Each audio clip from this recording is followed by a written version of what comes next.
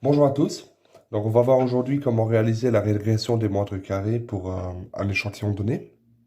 La première chose à faire ici, quand on a un échantillon x, y, donc on a toutes les données selon x qui correspondent à des données selon y, c'est premièrement de dessiner cet échantillon sur un plan xy en 2D.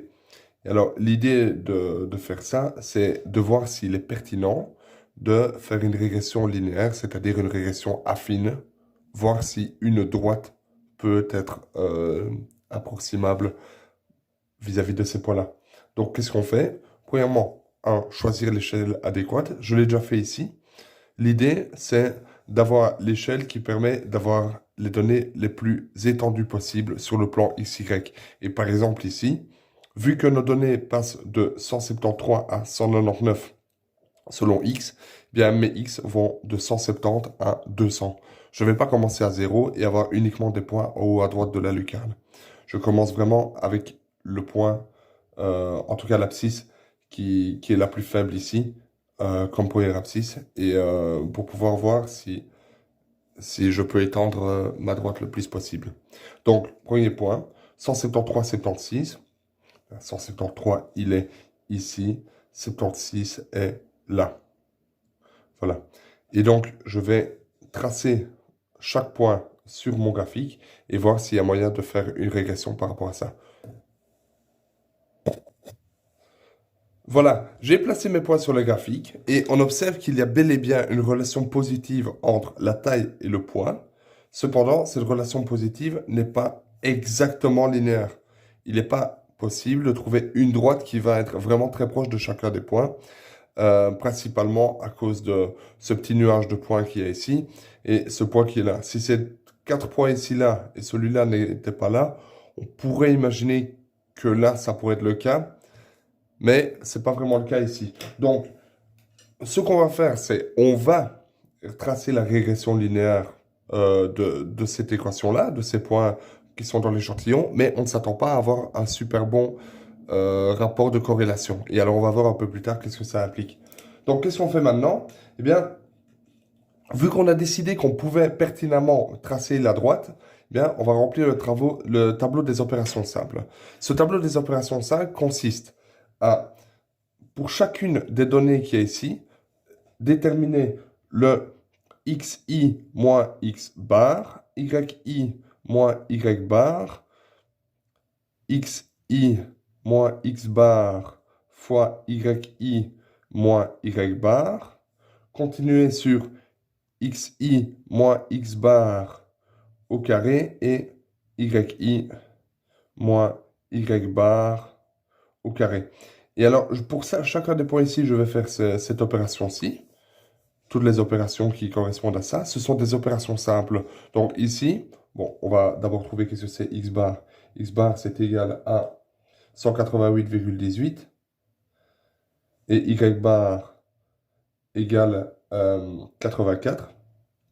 Donc xi moins x bar, c'est simplement une soustraction. Pour le premier élément, pour la première ligne, c'est 173 moins 188,18, c'est-à-dire moins 115,18. Après, je fais yi moins y bar, c'est-à-dire 76 moins 84, ce qui me donne moins 8.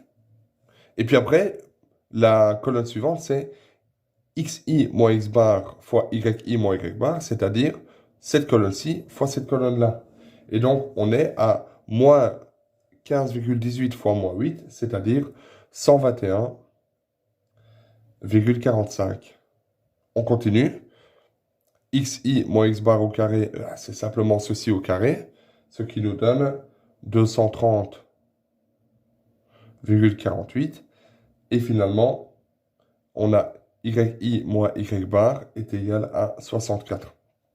Et on va remplir exactement de la même façon tous les éléments du tableau euh, afin d'avoir fini ce tableau des opérations simples qui sont des opérations qu'on ne peut pas manquer de réussir. Voilà, j'ai fini mon tableau des opérations simples et maintenant je dois simplement additionner les éléments des trois dernières colonnes. Donc, la somme des xi moins x bar fois yi moins y bar égale la somme, donc c'est-à-dire 121,45 plus 114,9, etc., etc., etc. Et ça me donne 414. Je continue. La somme des xi moins x bar au carré est égale à 475, oups, 75,6. Et ici, la somme des derniers éléments, c'est-à-dire des yi moins y bar au carré, est égale à 760. Donc, l'idée de ce tableau, il faut tout le temps le faire, et c'est de finir simplement avec ces quatre éléments-là. Donc, c'est-à-dire 3 sommes plus 2 moyennes, et de ne toucher à rien d'autre. Donc maintenant, pour déterminer la droite de régression, on va uniquement utiliser ces points-ci. Calcul de la droite de régression des moindres carrés. Par définition, notre droite, c'est y moins y bar est égal à 1 fois x moins x bar. Qu'est-ce que ça veut dire? Ça veut dire que y bar, on l'a, il est ici. X bar, on l'a, il est là. Le A, on va le calculer. Et du coup, c'est simplement une droite qui prend Y comme ordonnée et qui prend X comme abscisse. Trouvons A. A est égal, par définition, à la covariance de X et de Y divisé par la variance de X. Ce qui est égal à 1 sur n fois la somme des xi moins x bar fois yi moins y bar divisé par 1 sur n fois la somme des xi moins x bar au carré, c'est-à-dire la covariance et la variance. Les 1 sur n se simplifient. Et donc, on se retrouve simplement avec deux choses qu'on a déjà calculées et qu'on peut simplement remplacer dans notre équation, c'est-à-dire que ça donne 414 divisé par 475, je n'y arriverai donc pas, 475,6, ce qui est égal à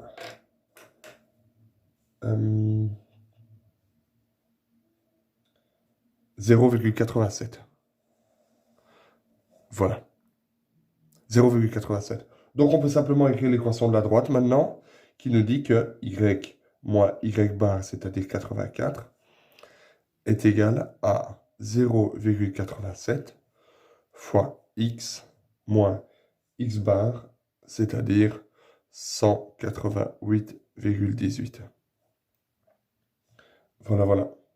Donc ça c'est vraiment une équation de droite pour laquelle on a x qui est l'inconnu et y qui est l'ordonnée.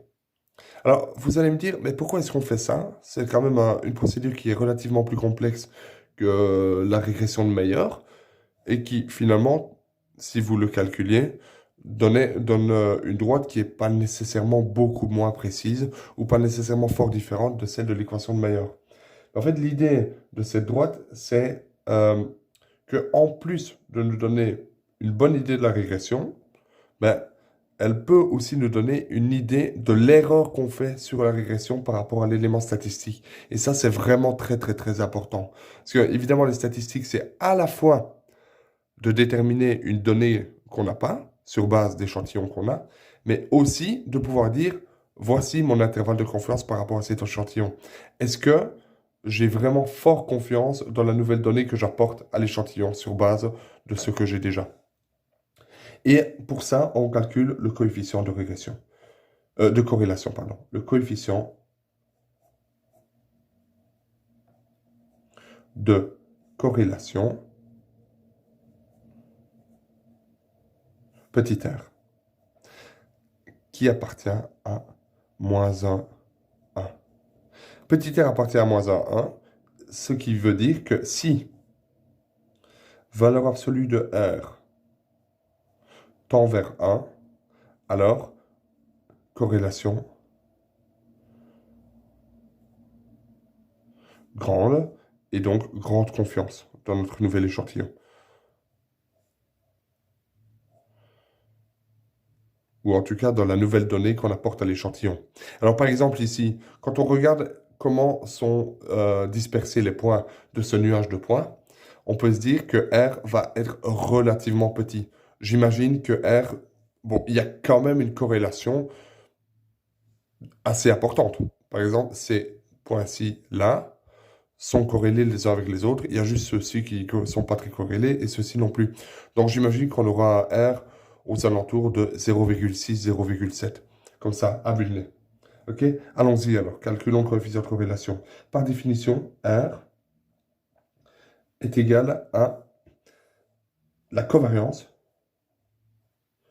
x, y, divisé par sigma x, c'est-à-dire l'écart type selon x et l'écart type selon y, multiplié.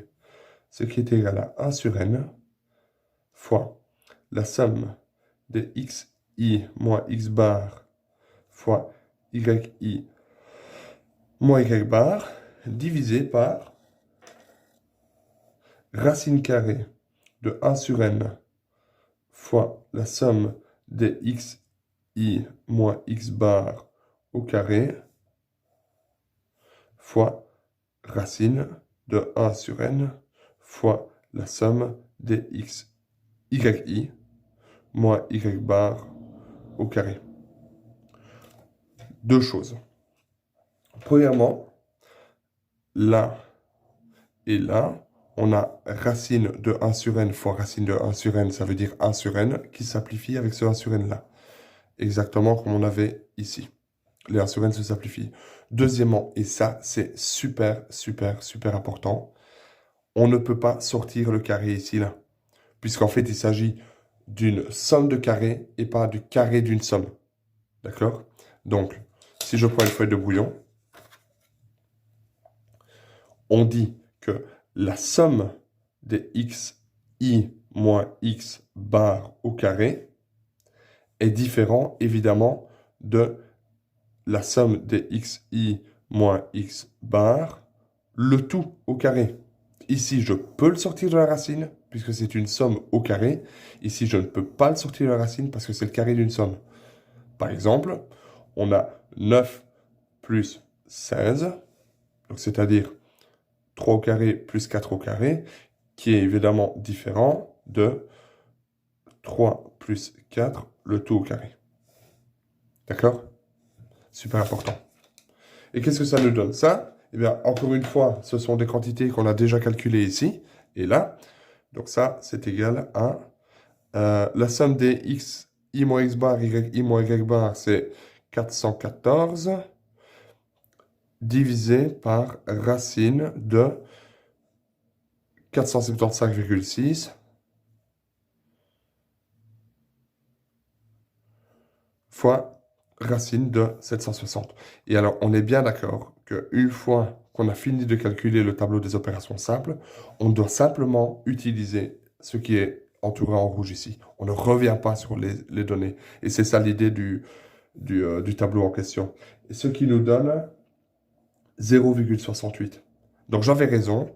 La corrélation est bonne, mais pas très bonne. Elle aurait été très bonne si elle avait été près de 1. Par contre, si elle avait été près de 0, ça veut dire qu'on aurait eu des points n'importe comment, qui sont placés n'importe comment sur le graphique. Et donc 0,68, on peut dire qu'il s'agit d'une corrélation moyenne. Donc, nous avons peu confiance